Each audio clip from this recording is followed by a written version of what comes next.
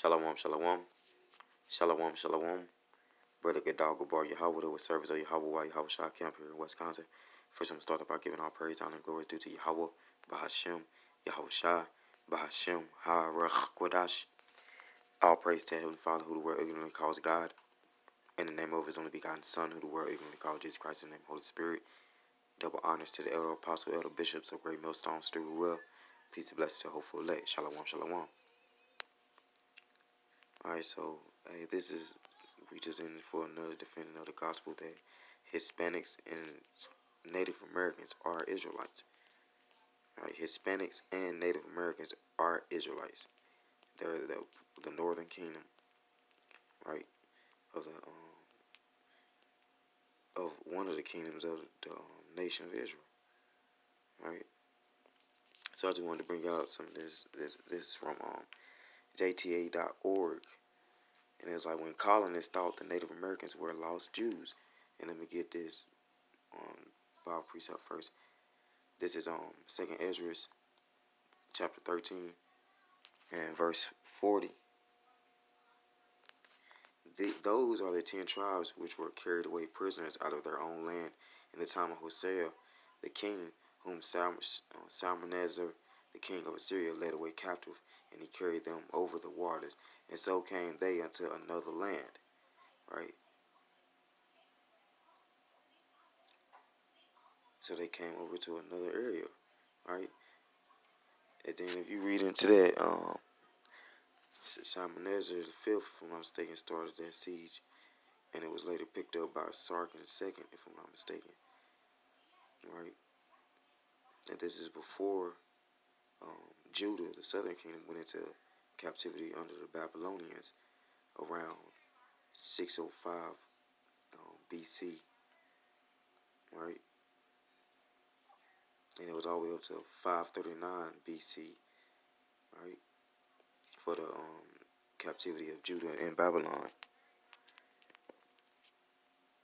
So so the northern kingdom, Lord gave the spirits of the northern kingdom to come to their own land. He kept them safe so they can come to their own land. Right, and let's keep going. But they took this counsel among themselves that they would leave the multitude of the heathen and go forth into a further country where never mankind dwelt. So they came over to the Americas in the area. The Hispanics and so-called Native Americans came over to the Americas where no man dwelt. They were supposed to keep the law, statutes, commandments, and as you see, they didn't. And the Lord had to send the nation of Edom against them again, for better words, or a heathen nation against them, right? Because they broke the law, statutes, commandments. Let me keep going. Verse 42, that they might there keep their statutes, which they never kept in their own land. And they entered into the Euphrates by the narrow places of the river. For the Most High then showed signs for them, and held still the flood till they were passed over. And through the country there was a great way to go, namely of a year and a half, and the same region is called Azareth. Then dwelt they there until the latter time, and now when they shall begin to come. Right? So they came over to the Americas where they still dwell to the latter days, man. Right? So let's get into this article. When colonists thought the Native Americans were lost Jews, looking at Jews and Native Americans side by side, which they always trying to talk about the Jewish person, you might think there is no way to mix up the two cultures. They got your Mokis and eagle feathered head dresses look quite different after all. See, so they just look at Esau Edom being racist, right? Or separatist, right? Like how they always be trying to say hate. They showing you, right? And yes, the cultures are too different because they picked up our culture and twisted it around. Them Amalekites, man. Them Jewish people, man. Right? Let's keep going. But some early colonial Americans thought upon discovering the earlier inhabitants of the Americas that they were the chosen people, perhaps one or more of the 10 lost tribes, right? Early American writings argue that different Native American languages unfamiliar to European ears with slight variations on Hebrew, who ain't that heavy, which is, if I'm not mistaken, if I could find that book, I'm gonna buy it. It's a book that the big bro Kazak was telling us to get, and they was like, the the colonists said they spoke Hebrew, and they needed the so-called African American man to come over because the African American man spoke Hebrew as well to help out, right, with the languages so they can understand the so-called Native Americans, man. Which is that's a whole nother story for some other time. And where some white sailors discovered that they thought was a set of telephiling in an Indian town in Pittsfield, Massachusetts in the early 1800s, they used this incident to further support their claim by linking Americans' earliest inhabitants with the Bible and its theology. These idealistic colonists suggest that America was indeed the new promised land, which is America is not the new promised land. It was for a new land for Esau Edom, right? And it was supposed to be a new land for the northern kingdom to come over and do righteous, but they didn't. So the Lord gave this land over to Esau Edom, the one that controlled the earth, man. All right, the one who's in the rule of the earth, Slakia. At that time, it says Jews in colonial America took the lost tribes claim very seriously. They reacted in sermons, plays, public statements, scholarly works, and popular writings, and took up both sides of the debate. Why was it such a big deal to them? Because they don't want to let you know who you are. Because Esau Edom, because Amalek, the so-called Jewish man, is a descendant of Esau Edom. He want to further hide the truth from you, so you can further know that you're not the chosen people, and so you can further think that only so-called blacks are Israelites, but it's so-called blacks, so-called Hispanics, so-called Latinos, so-called Native Americans, so-called Seminole Indians, right? You know, and I can keep going on and on, man. All right, okay, let's keep going. And what were the social ramifications, right? And then they stop it right there, man. As you see, Esau Edom get real crafty, but they know what's going on. This is what the Lord said that they did to us, man. Well, let's get that the Lord said we's gonna discontinue first. The Lord said we's gonna discontinue foreign heritage, and let's get that the so-called Northern Kingdom discontinued first, man. When they were supposed to have been getting it back, when they supposed to have been getting everything they came over here to do, they supposed to have been getting all the righteousness back in their glory, but they didn't follow after the Lord, man. Right?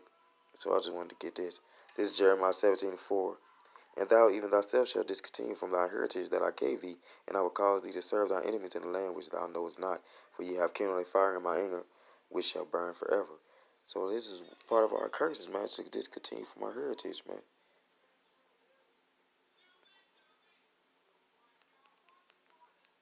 And this how you know Amalek had a hand in our slavery, man.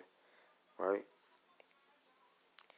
This Psalms 83, so verse 3. They have taken crafty counsel against our people and consulted against our hidden ones. They have said, come and let us cut them off from being a nation. That the name of Israel, the all 12 tribes, right, from Judah all the way down to Issachar, that the name of Israel may be no more in remembrance. For they have consulted together with one consent, they are confederate against thee. The tabernacles of Edom, right, which is Esau, Edom, Adawam, and the Ishmaelites, right, of Moab, and the Hagarenes, the Hagarenes, right, and Jabal, Ammon, so-called Japanese, and Amalek is a so-called Jewish man, right? The so-called Khazars and whatever else they call themselves, like they're all the same. The Zionists and the Khazars, they all the same. They still descendants of Esau, Edom. The Philistines with their inhabitants, Tyre or Tyre or Tree. It's like if I say that right, right? So these are the nations that came against us, man. Basically, all the nations on earth came against us to put us in slavery, man. Because we went off against the Lord, because the Lord wanted us to be holy, and we didn't want to be holy, man. Right?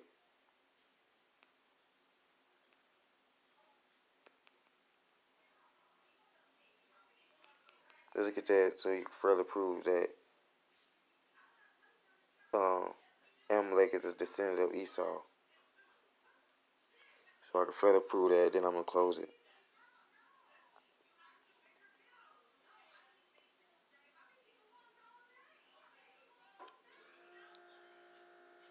Alright, so I'm going to start at, this is Genesis 36, and I'm going to start at verse 10.